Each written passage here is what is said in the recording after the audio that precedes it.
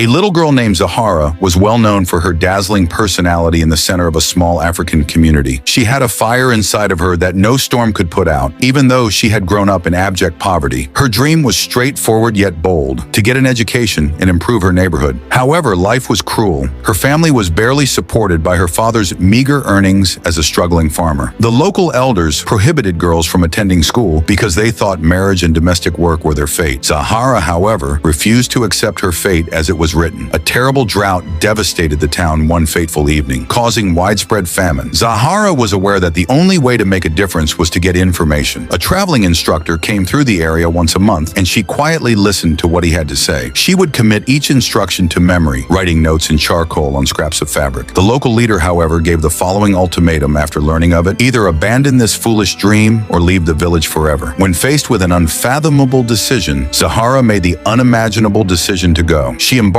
on a voyage that would push her strength to its absolute limit with nothing but resolve. Zahara braved the intense heat and fatigue as she walked for miles. When she arrived in a nearby town, she begged for a job. However, nobody wanted to hire a young, illiterate female. She was hungry after a few days. She was about to pass out when she was taken in by Mama Ayo, a generous elderly woman. Mama Ayo, who was formerly a teacher, could see the fire in Zahara's eyes. She remarked, "You remind me of myself. If you're willing to work hard, I'll teach you." Zahara immediately agreed. She studied at night and put in a lot of labor during the day, cleaning, washing, and running errands. She learned every course for years, becoming an expert in disciplines that didn't seem conceivable at first, but she was still being tested by destiny. Zahara's aspirations were discovered by a dishonest local official who hated educated women. In order to prevent Mama Ayo from corrupting young females with education, he threatened her. Their tiny house was burned down one evening. All they had constructed was reduced to ashes. Zahara vowed to keep going until all the girls in her town had the opportunity to receive an education as the fire ravaged their house. Zahara chose to fight back because she had nowhere else to go. She told her experience to one of the city's prominent journalists. After being transported, the writer wrote a story titled "The Girl Who Defied Fate." The tale took off like wildfire. After international organizations took note, Zahara was awarded a scholarship to one of the best colleges in Africa in a matter of weeks. The exiled girl was now standing among academics, ready to make a difference. After several years, Zahara returned to her community as an activist and teacher after finishing her schooling. To make sure that no daughter would have to endure what she had, she constructed a school. Her homecoming was now praised by the same elders who had before questioned her. Zahara's journey demonstrated that the inner fire is stronger than any obstacle. She turned loss into legacy, suffering into meaning, and rejection into resiliency. Her experience serves as a reminder that perseverance is more important for achievement than background. Am I ready to rise? Is a question to ask yourself the next time life throws you down. Please share this story of Zahara's experience